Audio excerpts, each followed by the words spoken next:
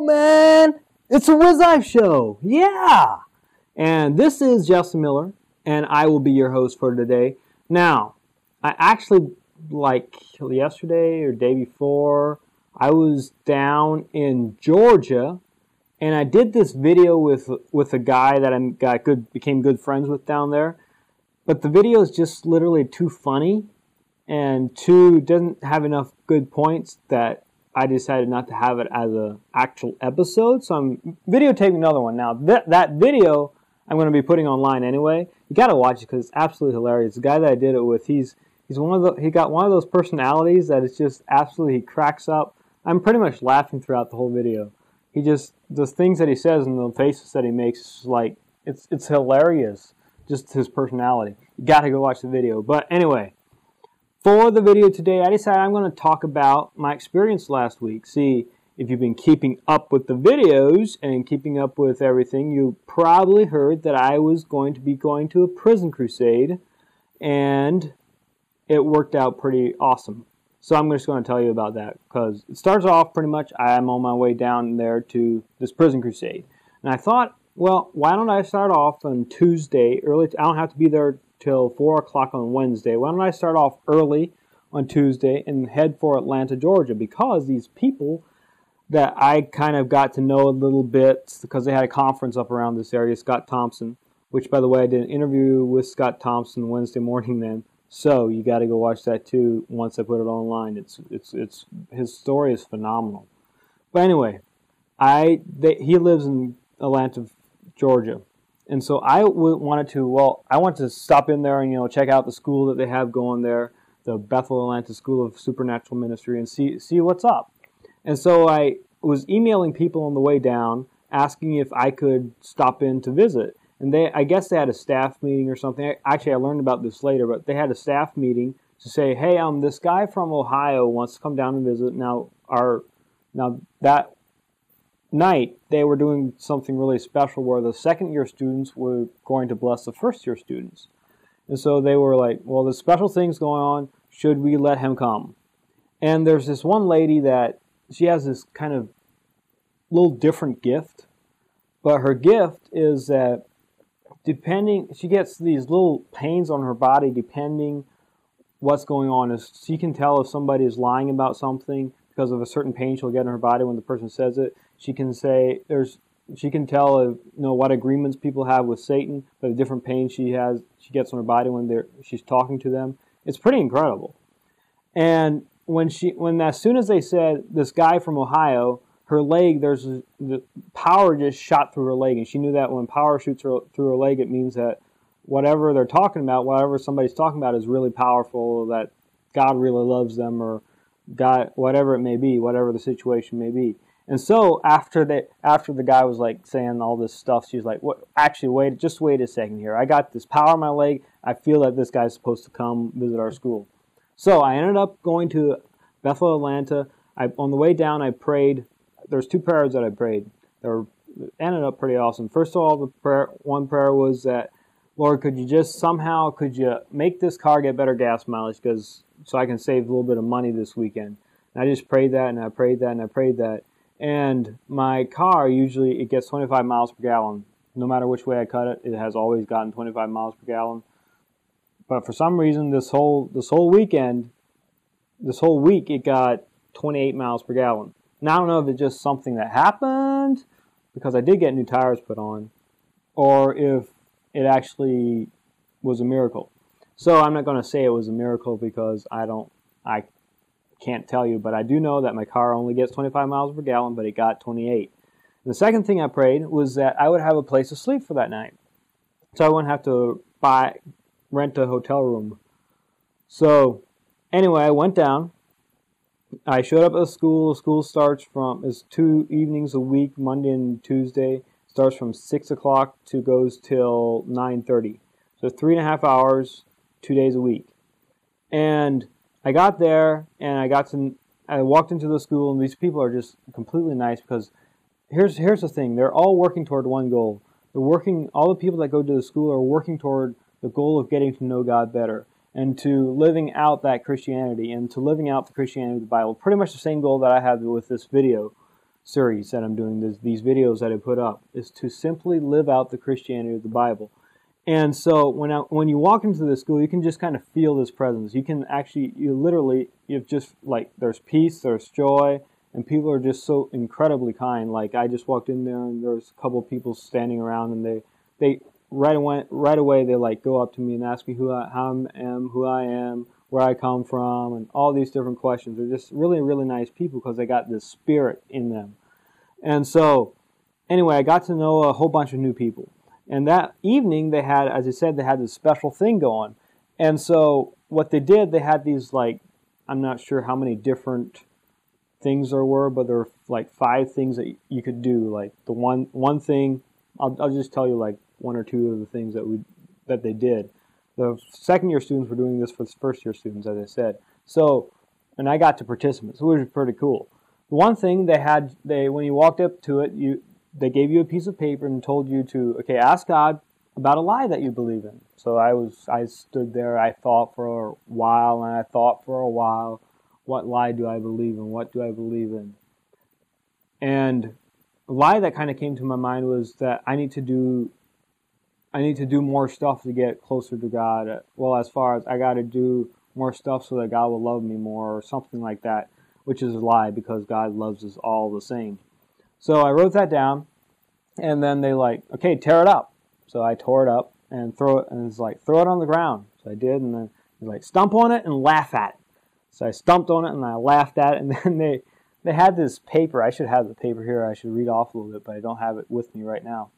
But they have this paper that they had that you wrote your name on. It says something like, I, Justin Miller, then I wrote my name, will be allowed to laugh at any time, or, had this whole sheet written out. And it was just pretty much saying the joy of the Lord, just to be joyful, that you can have the permission to laugh at any time, even when it doesn't make sense, just to laugh, because laughter is good, And the joy of the Lord, sometimes you just got to laugh, because life is good. So that was one thing. Another thing that they did was they had the declaration station, where you went into the circle. They had chairs.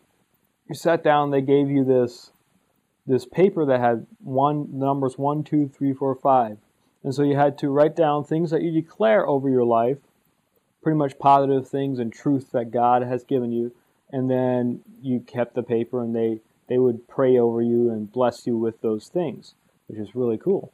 So I can't remember what all of my 5 things were, but number 1 was, I can do all things through Christ who strengthens me. That's one declaration I have over my life. That's something that I repeat all the time, because I used to be very, very insecure, and I'm sometimes I still struggle with that. So from that lie, I get rid of that lie and replace it with the truth of, I can do all things through Christ who strengthens me. And so that I declare that over my life a lot. So it was just a really good thing. They had a couple of other stations, but after that, they had this speaker, Blake Healy. They had a couple different classes you could choose from, and people just told me to just stay where I'm at, because this guy is really good. So I was like, okay, whatever. I didn't know what this was about, whatever. And he started talking about seeing in the Spirit. Now, seeing in the Spirit, pretty much what he's talking about is literally, since he can remember, which first thing he can remember was when he was 2, he could literally see in spirit. He could see demons, he could see angels. And he remembers when he was 2, he was driving in his car with his mom, and his mom had an Amy Grant CD playing. These little orbs would bounce along with the music, which is kind of cool, a little bit freaky, kind of cool. But a lot of people were I didn't realize people could see in spirit. I thought it was really interesting. But anyway, he literally went into very deep description of the angel that was standing behind us. He says he's 12 feet tall. He has this green plated armor. Has this, and he's looking directly at it, and he's like, I can see it just like I can see you. And crazy gift. But then again, it's in the Bible too. Balaam and the donkey. When Balaam was riding the donkey, the Lord opened his eyes and he could see the angel, seeing in the spirit. And also, there was a prophet that could see in the spirit, and the kingdom was surrounded by a whole bunch of different armies, and then prophet's servant or something, he told maybe it was the king, I can't remember, but the prophet prayed that this other person would be able to see, their eyes would be open, and their eyes were open, and there was like an army of God around that, all the armies that had come in and were surrounding this kingdom. So, again, seeing in the spirit, it was all spirit stuff. And that's what this guy can do, which is incredible because he can see the different things of what a person is, how the devil works. He can see how the devil works. And he can know why demons are on people. He can, it's crazy stuff. But anyway, that was really, really interesting. And so anyway, that evening, right before we left, there's this guy that walks up and says, "Hey, they got us to host you for the night." And that was Joseph Blanchard and his wife Martha. And so I went with them. Actually, I went and hung out with some of the kids there that go to school there at a Waffle House. We were there till like 12 o'clock or so, and we just talked. And they think it's the coolest thing that I used to be Amish. So they had all these questions firing at me about being Amish, what it means to be Amish, and all these different things. So it was really interesting. But anyway, I got a place to sleep for that night. And the next morning, I woke up and I went over and met Scott Thompson over at his office, and I did an interview with him, which usually my interviews are like a half hour long. Well, this one lasted 45 minutes or so, and he goes through his life story and just incredible things that happened, how he got saved and all that stuff. It's very, very interesting, and I will be putting that up here shortly. And then I headed down to Florida for the prison crusade. Now, on the way down to Florida, I thought it was hilarious. This guy, see, I had my cruise control set, and this guy, this grandpa would pass me. A little bit later, I would pass him. Then he would pass me. A little bit later, I would pass him. It happened like 15 times, and in like 2 hours' time. And like when he was going right with me. I was like, man, is he going to the prison crusade too? I didn't know. But I'm going to actually show a picture right now of that guy. I thought it was absolutely hilarious. He always had the same expressions. You got to just check it out there. So anyway, I got down to the prison crusade, and a prison crusade is always, I guess it's kind of a lot of times it's really the same thing. There's a group of people working together. That's why the picture for this video is working together in unity as far as the power of people working together. And see, the school, they work together for one thing, and their community gets changed. And then for the prison crusade, a bunch of people work together for one thing. 180 some people work together for one thing, and just a lot of people get changed that weekend. That's pretty much how it was. I went in personally. I talked to a lot of people that were already Christians, and I just blessed them. I spoke life into them. I blessed them, and I prayed over them. And then there's also every couple people that weren't Christians I just kind of explained the gospel to them and let them decide what they want to do with it. And I love it so much. It's so much fun just to go in and sit down with them and talk to them. And I found out the best thing that I can do, which I've always known this, is to simply tell your testimony. So if you're witnessing to someone, just tell your testimony of something that God did, which I told testimonies about different miracles that have happened, about how God works in this way, and just like my ride down and how I got 28 miles per gallon, and how that this person had got power in her leg when they were asked about letting me come visit the school, and just different things like that I just talked about.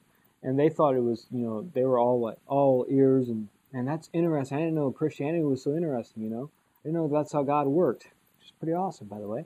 So a lot of people were interested in that way. But one person I did pray with, it was after a service that we had. Every day we had a service, and then after the service and before the service, we'd go into the actual dorms of the inmates and just talk to them and pray over them and stuff. But after the service, there was this guy that responded to receive Christ for the first time, and I went up and prayed for him.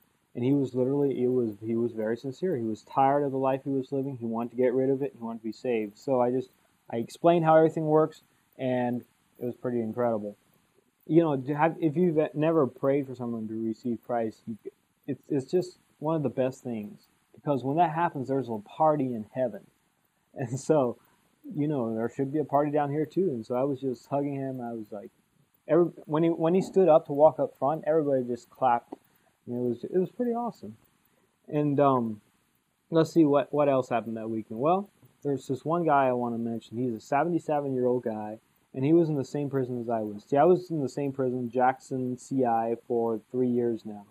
And it's really fun because you see a lot of the same people year after year, and the people are all interested in you and like, hey, I remember you from last year. And, you can kind of build a little bit of a relationship, once-a-year relationship with them.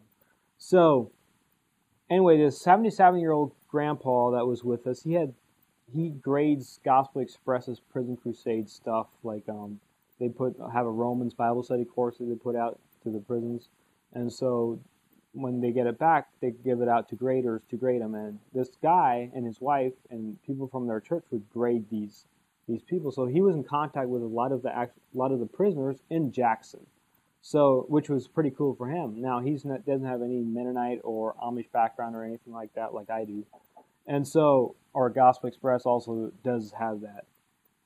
But it was just so interesting to meet this guy because he was so on fire, and he was 77 years old, and he was incredibly funny. Like that weekend, he had lost his voice, and so he would talk like this, because his voice was lost. And so but this is how he made up for it. When he was in prison, he would go up to a couple inmates and be like, "Hey, did you guys see my voice? Do you have it in your pocket?" Stuff like that to start the conversation, and people just loved him. And then he'd go on to share Christ and how that all works. Anyway, one time we went to Sonny's Barbecue, which is, by the way, a really good barbecue place. If you ever get the chance, go eat at Sonny's. And we drove in, we parked, we got out, and we were walking to go into the building. And there's this vehicle drives up, and the guy rolls down the window and says, "Hey, I gotta have a gallon of gas. Do you guys have any money on you that I can go get a gallon of gas," or something like that? And so a couple of guys that were with me got a couple dollar bills out and were handing it to him. And this older gentleman just walks up to this guy, puts his arm inside the vehicle, kind of on the steering wheel, and just asks him if he knows Jesus. And right there on the spot, the guy just witnessed to. We just call him Jerry. His name was Gerald. Was Gerald, I believe, Gerald Rubino or something like that. He just wanted us to call him Jerry. So Jerry goes up and starts praying and witnessing to this guy, and this guy right then breaks down, starts crying, and becomes born again, just like that. It's just an awesome thing, and I want to be on fire like this guy. And he's 77 years old, and he has story after story of things that has happened in his life, and just incredible. And so that was a kind of a highlight of my weekend, just getting to know this guy. And so anyway, after Florida, the Prison Crusade, I went home I decided I'm going to stop in Atlanta, Georgia, and stay with the people that I stayed with before, because I didn't want to drive the whole way because I was really, really tired, because Prison Crusades absolutely wipe you out. So very much of a spiritual workout. It's a lot of fun. And so, actually talking about that, what comes to my mind right now is in December 15th, I'm going to be doing a mall crusade, quote-unquote mall crusade, where I'm just going to go into a mall I hope to go in for 8 hours. I don't know if I will last 8 hours, but the hopes is to go in for 8 hours and just pray for people, witness to people, and hand out tracts and stuff like that. Now, I don't know if I will actually be handing out tracts because I got to get permission. I want to get permission from the mall security before I do that, just to make sure that they'll allow something like that. If I can't hand out tracts, I'll just go pray for people, And so you can pray for me for that. And you can actually go do it yourself. That would be pretty awesome. Go to a mall and go do it yourself. Okay, where was I? Okay, I decided to go back to Atlanta for the night so that I could, I wouldn't have to drive a 14-hour drive, and because I'm not sure if I could have made it because I was so dead tired. So anyway, I went up there, and I got there at 4 o'clock, 5 o'clock. No, it was close to 5:30, I believe. But anyway, the guy was ready to go to a community group where people in that community come together, and they just pray. And this was a brand new community group this was their first meeting. And so he asked me to go along. So I was like, cool, yeah, sure, let's go check it out. So I went along with him, and there was like 6 people there. So the thing is, they like having these community groups small so that people can really get close to each other and really get to know each other and really help each other out. And so pretty much what we did the whole evening is we went around and everybody introduced themselves and told their story of how they're become part of Bethel, Atlanta, and how this all works, what's going on in their life and stuff. And they had me, I told my story as well, and they were so interested in my story as far as being Amish and going through disappointment, when my dad died at 14, and going through rejection and all that stuff, and then finally getting rid of that agreement that I had with Satan, and doing what I'm doing now, the Wiz Life show, all that stuff. And I told them all, and they were all super interested in it, and other people had really interesting stories as well. But they were like, but they knew that I wasn't going to be there more, unless maybe I go next year to the school. So they asked me just to sit down. Okay, we're going to put you in the hot seat. We're going to prophesy over you. So okay, let's do it. Sure. So I sat in the hot seat, or I just sat in the middle of the room, whatever you want to call it. And there's this 12-year-old that stood up, and she is really good with the prophetic. She's 12. And pretty much she laid her hand on my head and just simply, I guess, asked God for a vision or a word or something for me. And then that waited a while till it took a couple minutes or a minute before she had something tell me. And then she said, okay, I see this treasure box, and it's open, and there's a whole bunch of jewels pouring into this treasure box, like diamonds, rubies, emeralds, all different kinds, just pouring into this treasure box. And then she said that now she didn't know. She's like, I don't know what it means, but that's what I see. So the other guy, there was two guys there, and there was a guy that I got to meet, Chris Oliver. He's a great guy, and he's like, that's crazy, because before you even said that, I had a prophetic word for him as well. That was where I saw a treasure chest that was locked, and then I got a key and I opened it up, and there's these jewels fell down into the treasure box. So pretty much exact same vision. These two people had the exact same. But then he went on to explain what he asked God what it meant, and this is what he came up with. Here's how he interpreted it. He says that there are going to be a lot of words of wisdom, or something that I will be sharing with a lot of people. That's why there's these things falling down, these gems and stuff falling down, and were just lots of words of wisdom coming down from heaven to me, and I'm going to be sharing that with a lot of people. Okay? And then the other guy that was sitting there was like, actually, before any of you have said anything, I had envisioned this treasure chest and this key. So 3 people, exact same thing came into their mind. Pretty much the exact same thing came into their mind at the same time. And they didn't know what the other person was thinking. That's how God works. And so I thought that was really, really incredible. So that's what I got prophesied over. So I don't know.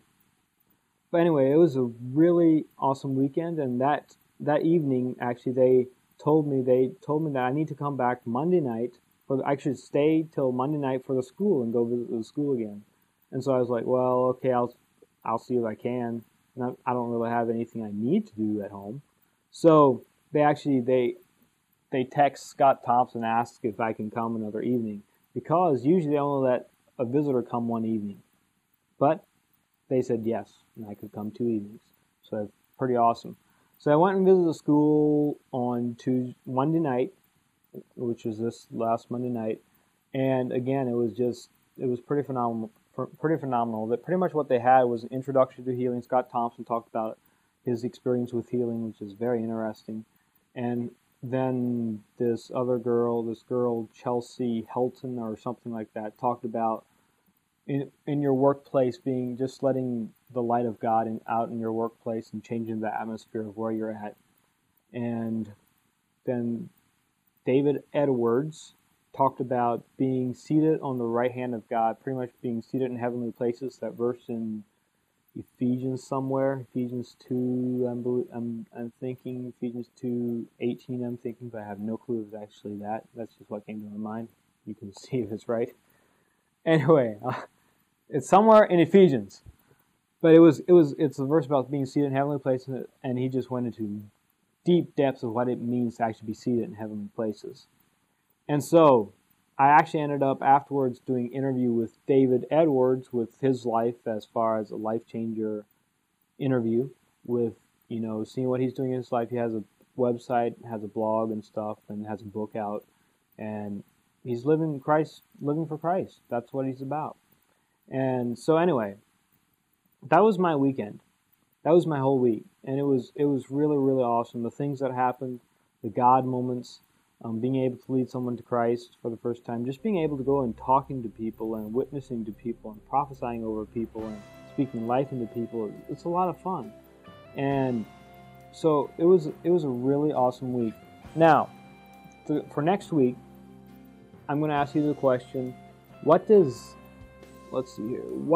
in 2 Corinthians 12:2, Paul mentions, I got to look at my notes just a second. Paul mentions being caught up in the third heaven.